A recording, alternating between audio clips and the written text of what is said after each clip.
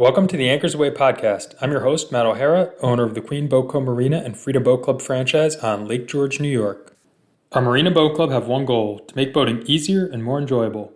On our podcast, we chat with industry leaders and boating experts about their history in boating and some of the great things they're working on in the boating industry. It is our hope that this podcast will bring some new tips, tricks, and ideas to existing boaters, will inspire new boaters to get on the water, will inspire used-to-be boaters to get back on the water, and generally just help more people enjoy the sport of boating that we love so much.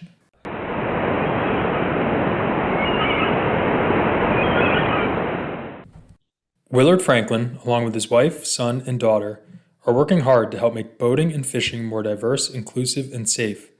As members of the 4Ws fishing team, they work to build communities that support water health, fish, and the joy of boating and fishing. The 4Ws fishing team promotes the outdoors to elementary, middle school, high school, and college students, preparing them for careers in the outdoors. You may also find them educating new and potential boaters at churches, car and boat shows, fairs, other events, and even as a friendly face at the boat ramp. Willard and I discussed how fishing has been passed down from generation to generation in his family, how the 4Ws fishing team came about, some great boat safety tips, and much more, including, of course, who the best angler in the family is. Enjoy!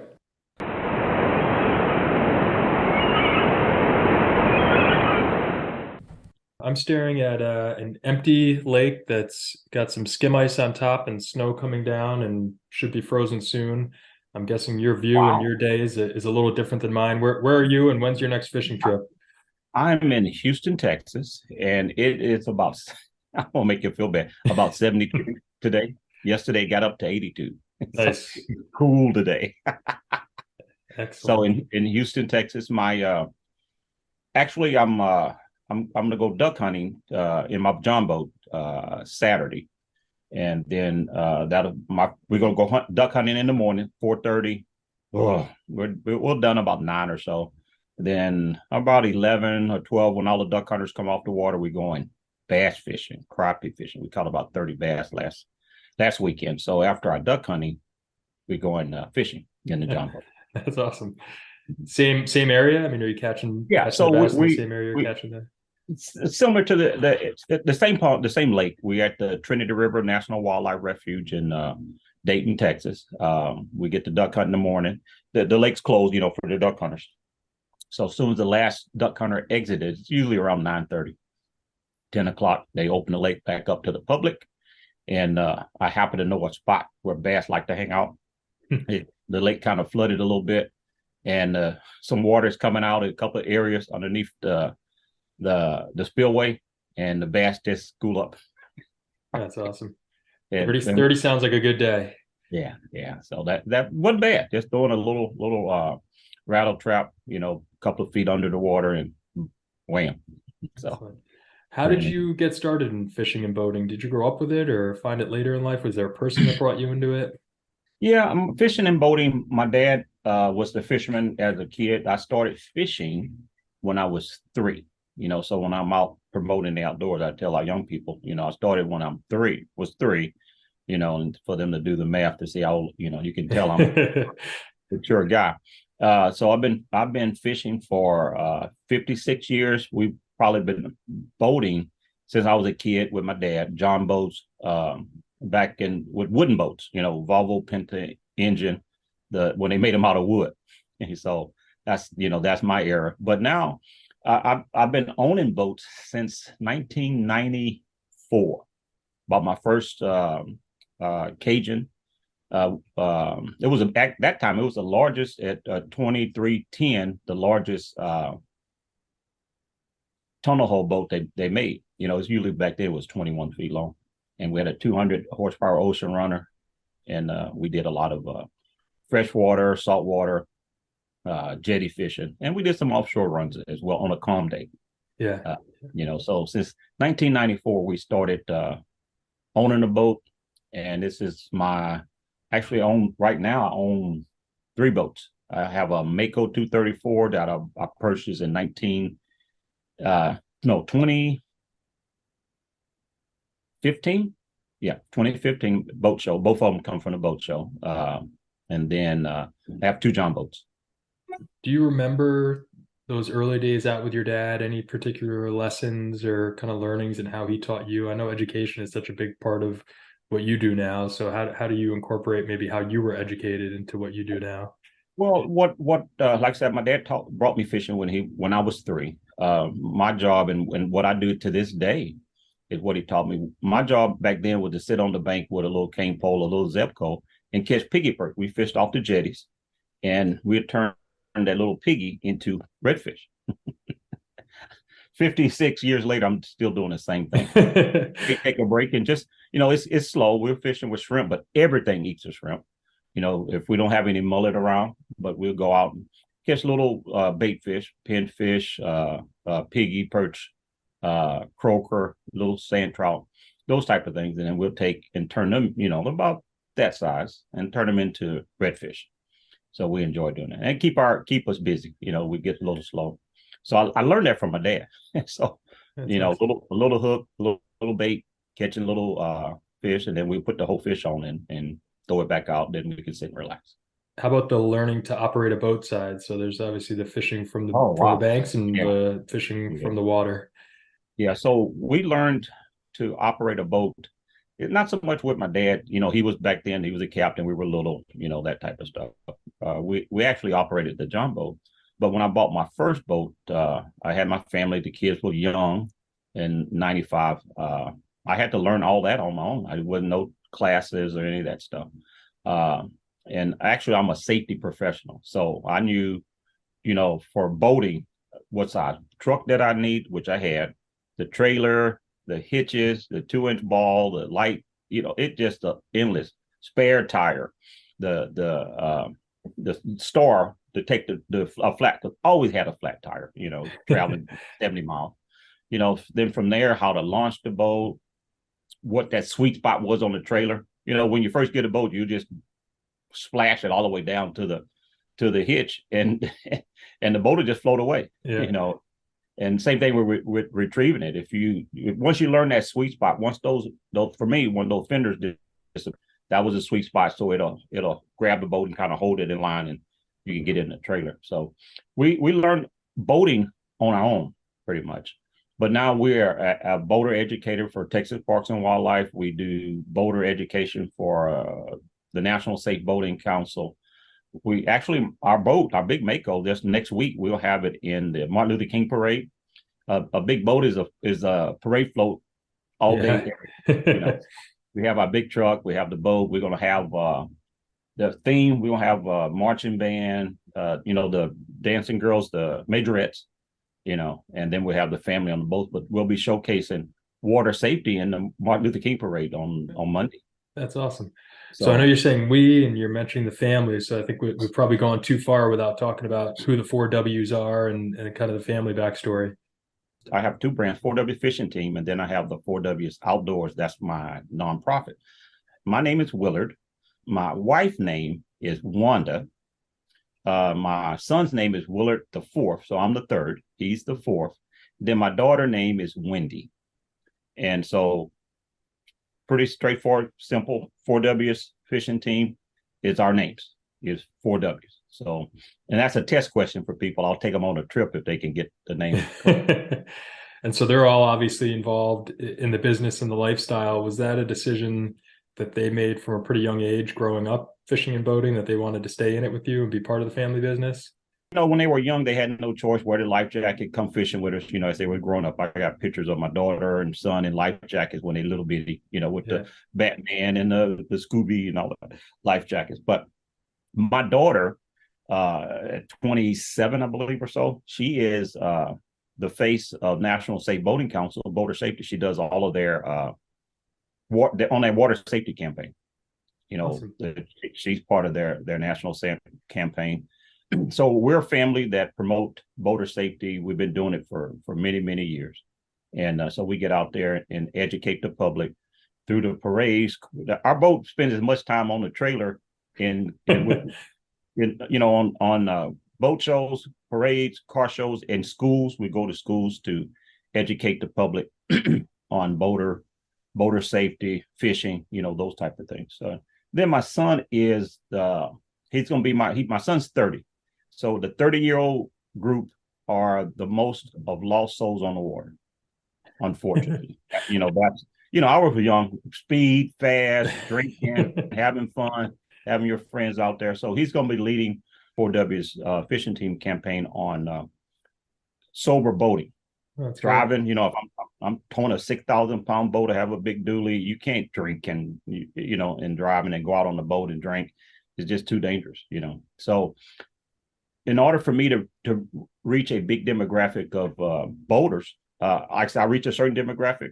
My son is 30. He has long hair. He has a unique look, and that's that age group we need to target. And he actually is that age group. Same thing with my daughter. They're that, age group where they're go out with their friends and partying and doing their thing. And life jackets is not something that they think about or they'll switch. You'll see hundreds of videos and stuff of people out there just doing their thing on the water with no regard to personal safety.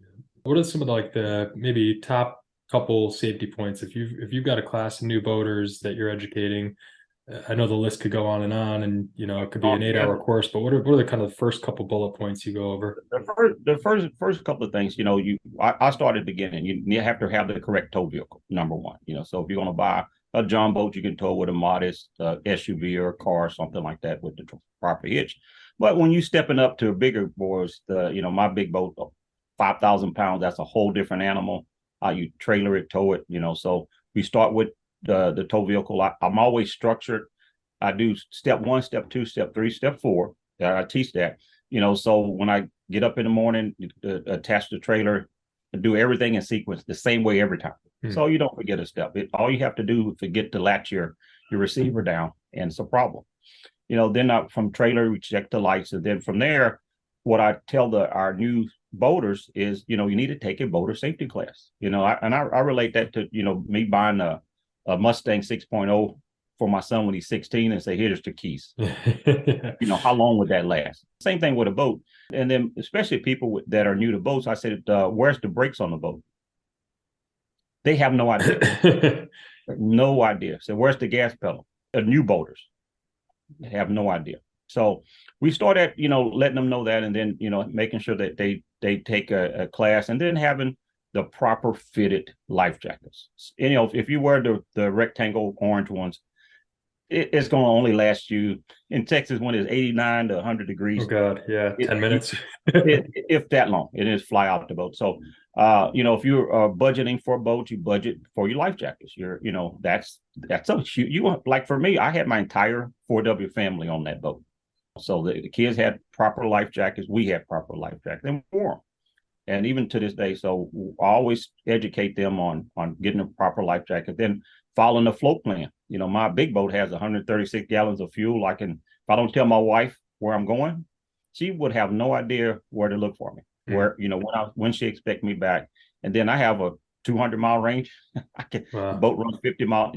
They wouldn't find me. Not just find me, they wouldn't know where I was. So a float plan. I'm going to be going to Clear Lake. I'm going to be fishing out to Clear Lake. I'm going to go past the bridge and go out in the West Bay. That way they have an idea of where to start that look. So even talking with the sheriff, the Coast Guard, and I work with all of them, their biggest thing is boaters don't follow a float plan. So that's when they get involved. I need to go find Willard. Where did he launch? I don't know. What type of boat does he have? I don't know. Interesting. It's black, so that's the number one, because when they get involved, it's because of mostly search and rescue. And those are the questions. Your wife called, hey, sheriff, my husband didn't come back home. So I teach them how to follow a float plan. It can be as simple as taking a picture of your boat, making sure your wife has it, the license plate number, truck, trailer, boat, the TX numbers, and letting her know, hey, I was starting to go to Clear Lake, but it wasn't in enough water, so I went to Texas City. So I'm going to be in Texas City. I'm going to fish the North Jetty, South Jetty. Simple and easy. They have a big detailed plan, but making sure that someone knows where you're going and when they expect you back. So those are the biggest things. And then from there, drinking and boating. I take people fishing with me all the time. They show up with two cases of beer a person. That's like, we're going fishing, not going out drinking. You go sit in your porch and drink all the beer you want. Because although I'm not going to be drinking on the boat as the captain and the sober captain, but the boat's moving, you feeling good, what can happen to you?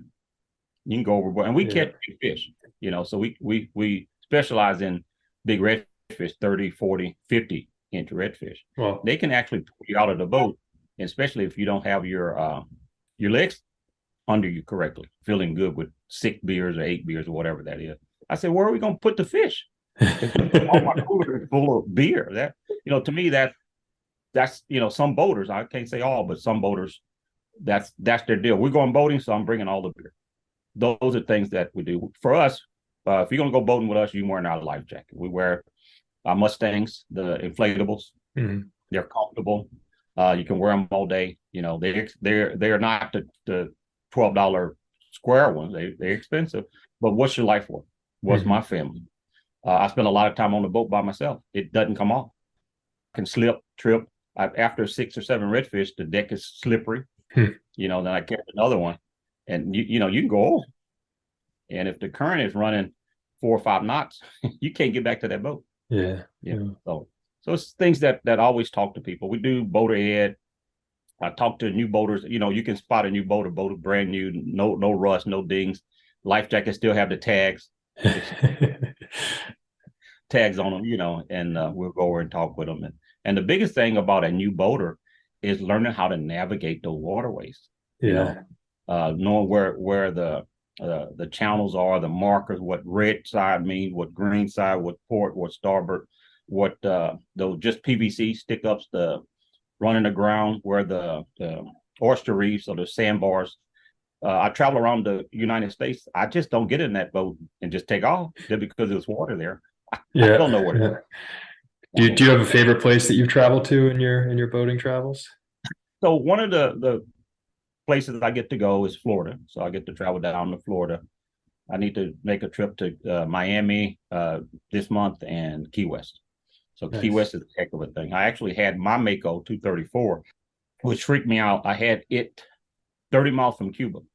I'm looking on my radar, my 16-inch Lowrance, and I saw land, and I was fishing out of Galveston or out of the Gulf. The only land is Texas, or Florida. But when Key West is a little speck, and then and so as I expanded it, I'm like, what the heck is that? And it was Cuba. Coming from Texas, the first time being out there, it was a surreal experience to see that you're 30 miles. I was 60 miles out, so it's 90 miles run from here to there. What are you catching out there? We were catching tuna, Alamorada hump, and it was another hump that went to 1,600 feet, and it came up to 450 feet. And so for me here in Texas with my boat, my depth finders were probably set at 100 feet. When I got to Florida, my depth finders never went over 100 feet. It's pretty shallow. I go 50 miles out of Galveston, it's 45, 50 feet. No way. That's wild. Crazy. They went crazy because I needed to reprogram them so they can read the bottom at 1,600 feet. They never, you see, I go from somewhere that's 100 feet and less to somewhere that's 1,700 feet. Both of them did not like it at all. And I never worried about it because I imagine, like I said, I must have had them set at 100, 150. But once I got past that, they just stopped, for us reading the bottom, and stopped working. You guys, on top of educating new boaters, I know you do a lot with careers and promoting careers in the marine industry. How are you approaching that? And it's a big challenge now for everyone in the industry to get more people involved. What do you kind of see as the opportunity to increase the reach of who's getting involved in marine industry careers? Well, so what we do, like I said, this next week alone, we're going to the Martin Luther King Parade. We're going to do the Houston Boat Show and the Hunter Extravaganza. We're going to have our big boat in a 50-foot booth at the Hunter Extravaganza. So we use opportunities to put our boats in front of people. And then we're there talking to them about boater safety, boater education, and all the way up to careers. We're mentoring future game wardens, future conservation law enforcement officers. So those are boaters, so they're in our program. And we actually get them scholarships. Cool. Is that through your nonprofit or through our nonprofit? We have other organizations that, hey, Willard, we're serious about reaching a diverse population of individuals that enjoy the outdoors. So we actually work hard on getting them a good mentor, and then they'll get a scholarship if they're looking into, biology, marines, the water industry, game wardens, or water people. you know. Mm. So any of that stuff to educate people. I have boats, we have events, we go to schools. So, we talk to, let's say, 1,000 kids, but out of those 1,000, it may 2 or 3 want to learn how to be a boat captain. So we mentor boat captains. In order to become a six-pack captain, charter boat captain, you have to have so many hours on the water. You just say, I want to be a boat captain. That doesn't really mean anything. You have to put in, that time with somebody or someone with a boat in order to even become a charter boat captain. What kind of questions are they asking just when they're saying, I think I want to become a captain, but what are some of the questions that they're asking about that career, that lifestyle? That's that great question. So what happens when I'm in the schools talking to the kids? I love to fish. I want to do this. I want to do that. And I say, well, being a charter boat captain, you can be your own boss. You work your own hours. The better you are, the better your pay will be. So that they're asking, what do I need to do to become a charter boat? How much does the boat cost? How much will I make? So I can answer a lot of those questions. If you start off, I'll just give you an example. My John boat has a 6-gallon gas tank. It carries 3 people at $150 a person. It has a 10 horsepower motor. We go fish shallow water for trout and redfish at 150 times 3 people for 6 hours for a young person. Yeah. That's not a big expense. Right. So you can make 450 in 4 or 5 hours, taking someone out to drift fish or get out weight fish in places they just can't get to on their own. Simple and easy. And then my big boat, it's a whole different animal, expensive, 136 gallons of fuel, much more bait, that stuff. So, but just teaching them what jobs pay, what you can make, working at a store, making $60 a day versus running a boat, especially a smaller boat with 3 people. And that's pretty much the going rate, 100, $150 to take someone out for 4 or 5 hours. And it's well worth it.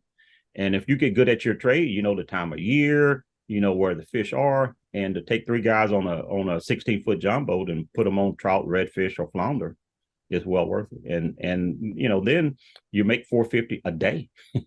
Yeah. And if you're really good, then the tips start rolling in because you're catching all the fish. Right. So if you put them on a deal, you go get $100 tip or so.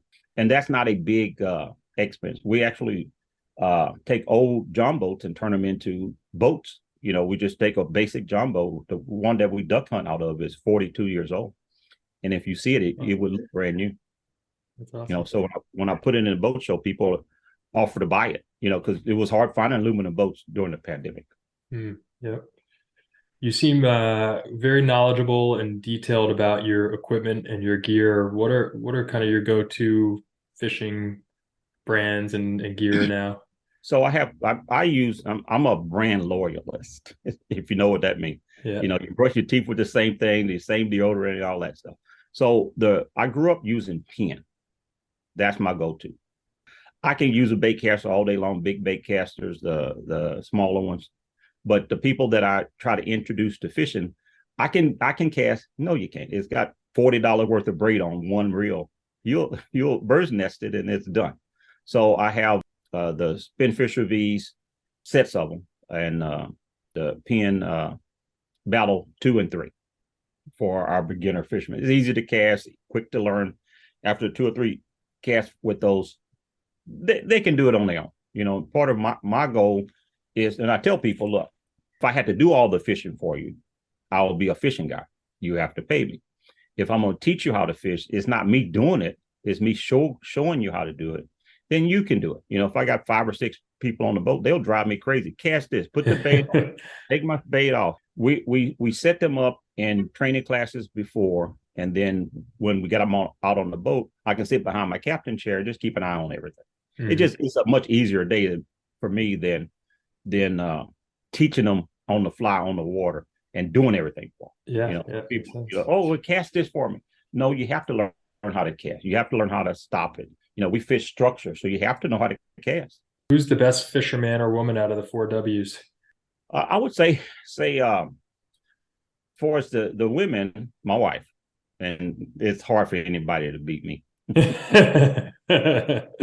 Well put. I've been doing it a long time, but my wife is real good at what she does. She'll bring her group of her. She's a retired school teacher, so she'll bring her other ladies out, and the same thing.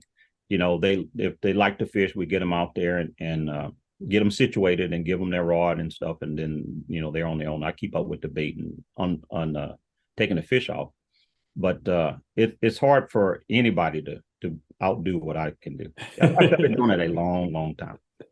Good answer. Otherwise, I'm like a bass guy. I'll put the boat to where they can't cast to my spot. You know what I mean? You're on the bow and I'm on the back. So he got the first dibs at all the hot spots. But I can cast a long way. I'm pretty good at it, and I've been doing it a long time. I know exactly. If you hit a spot about the size of a Volkswagen, you can consistently catch fish. If you miss that Volkswagen, you off 10 feet.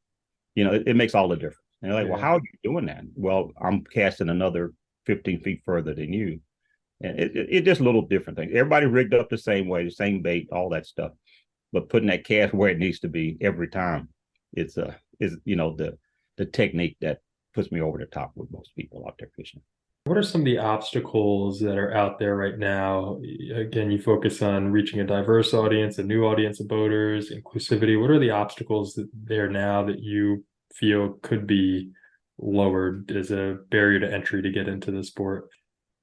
Well, a lot of it is lack of knowledge. It's like learning anything new, learning how to fish. If you don't have a mentor, it's tough learning how to do that. Same thing with boating. Learning how to operate a boat as a first-time boater, male, female, it's a tough thing to do. Trying to figure it out on your own. You'll make mistakes. You're gonna damage something. You're gonna hit something. It's just a lot of obstacles in the way. So it's important when we are educating the public. Like I said, I do safety, diversity, inclusion, conservation, and careers in outdoors. When you see people that look like you, whatever that look is, guys with beards, guys with no beard, women, whatever, they feel more comfortable with people that look like them, instructing them from there, or even asking them questions. Because I had a group of ladies go up to a professional fisherman. They came back with trout. They said, "Hey, where'd you catch the fish?" "In the water." Thanks. You see, so not everyone is helpful educating you. I'm busy doing my thing. I don't have time to just tell you, "Hey, we caught these fish over here by that reef," or versus, it's in the water. Same thing with boater safety and educating people. When you ask people for help, regular people at the boat ramp, they're busy doing their thing. They don't have time to help. And going to the boat ramp asking for help is not really the right time to do that. Yeah. It's to reach out, find a mentor, join the different Facebook pages and those things. And what I really truly enjoy doing, what I call buddy boating. So if I'm at the marina and somebody's struggling, I got one of my favorite stories. A whole family from Oklahoma that used to john boats. They bought their first center console, and they was at Texas City, and they were wind blowing 25 miles an hour. And I was sitting there waiting, kind of contemplating life. I'm comfortable going out at 25 because I know where I can hunker down and be out of the wind. Galveston Island, so I just go to the Willard side. And so the lady walked over to me and said, "Sir, I'm scared. I'm not going out there with my husband." I said, "Well, tell you what, here's my business card. This is my number. And we can schedule another day." And we became friends, so we run out. It's better to run offshore with two boats that are similar than I know, out of Galveston, I know 50 spots. You couldn't learn all those spots. Yeah. It took 40 years to figure all that out. And that where we can consistently catch fish at different times. So I take a new boater, get them situated, show them how we rig up, how we tie our lines, what bait we use. And then I don't have a problem with them buddy boating. Okay, we're going to anchor here. You anchor similar to us. Like I told you, I can put you right on top of the spot or put you away from that spot. But we can get them out there and get them 10 or 12 spots. So when they come back on their own, they have a place to go. Just because it's water don't mean it's going to be able to catch fish there. And I understand that. That's great. Pay it forward. Well, that's a really good message. And I think all the work you're doing is really important to help grow the sport and grow the activity and bring more people into it. And I told you I'd take a half hour, and here we are at a half hour. So it went pretty quick. But thank you for your time. Hope more people can find you as a boating buddy, because I think you'd be a lot of fun to have as a boating buddy. Yeah, like I said, I enjoyed the 4W fishing team. That's who we are. We're out of in the Houston area, out of Galveston, but we travel around the country. We'll spend some time in Florida, Louisiana, up and down the coastline. So You can look me up there as well too. Thanks, Willard. I appreciate it.